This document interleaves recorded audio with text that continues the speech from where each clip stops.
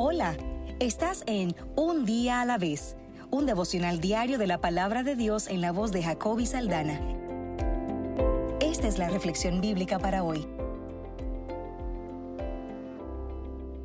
Hola, esto es Deuteronomio 4:9.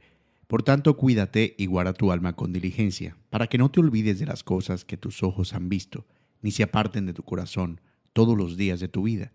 Antes bien, las harás saber a tus hijos y a los hijos de tus hijos. Llevamos 3 días recordando juntos a Israel. Recuerda el fracaso en Cádiz, los 40 años en el desierto, las batallas ganadas, la oración que Dios respondió con un basta, como vimos en el devocional pasado. Moisés ha hecho memoria, está recordando. Pero hoy, por fin da el primer gran paso del libro. Deja de contar la historia y suelta, ¿se acuerdan de aquellas 3 palabras? Bueno, esta es la segunda que marca todo lo que sigue. Escucha, escucha.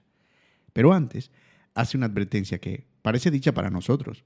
Cuídate, dice, no se te vaya a olvidar lo que viste y asegúrate de pasarlo a tus hijos, porque la fe que hoy se escucha puede perderse mañana si nadie la cuida. Vamos a entender el pasaje. Aquí el libro cambia de marcha. Moisés deja de narrar el camino y empieza a exhortar al pueblo. Y lo primero que hace es poner el acento en lo que Dios les ha dado, no en lo que ellos deben darle. Le recuerda 2 regalos que no se ganaron, la ley y la tierra. Dios no los escogió por ser numerosos, ni por ser mejores que otros. Los escogió porque los amó. Por eso, la ley nunca fue una lista de prohibiciones para amargarles la vida. Fue un camino para que vivieran bien en la tierra que recibían. La obediencia de Israel tenía hasta un propósito hacia afuera, porque cuando las naciones vecinas vieran a este pueblo viviendo con justicia, dirían que aquí hay gente sabia y un Dios cercano que escucha cuando lo invocan. Y en el centro del capítulo, justo en el centro del capítulo, está la escena de Horeb, que es la clave de todo. Cuando Dios se reveló en el monte, el pueblo oyó el sonido de sus palabras desde el fuego, pero no vio ninguna figura, solo una voz. Y de ahí es que sale la prohibición que recorre el capítulo entero, que no se hagan imágenes para adorarlas, porque al Dios que habla no se le puede tallar. Moisés sabía lo fácil que sería olvidarlo. Hacía poco, en Baal-peor, parte del pueblo se había inclinado ante ídolos y la plaga había caído sobre ellos, ¿lo recuerdan? La voz se escucha, pero también se desobedece y por eso Moisés insiste en guardarla con diligencia. Vamos a ver 3 verdades bíblicas en este pasaje. Verdad número 1. A nuestro Dios se le escucha antes de vérsele y por eso no se le puede hacer una imagen. Mira lo que esto significa para tu vida hoy, hermano. Un ídolo siempre nace del deseo de tener un Dios con D minúscula que puedes ver, tocar y manejar a tu medida. Un Dios que quepa en tus manos y haga lo que tú quieres. Pero el Señor no se deja esculpir, no se deja tallar, porque una voz no se talla en madera ni en piedra.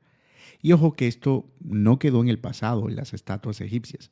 Lutero decía que el hombre que no quiere tener a Dios como su Dios terminará teniendo sus propios ídolos.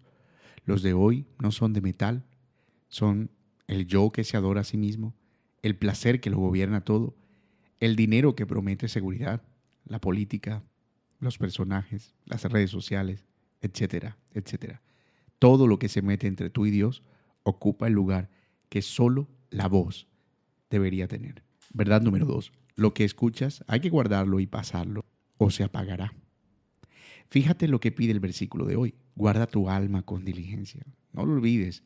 Enséñalo a tus hijos y a los hijos de tus hijos.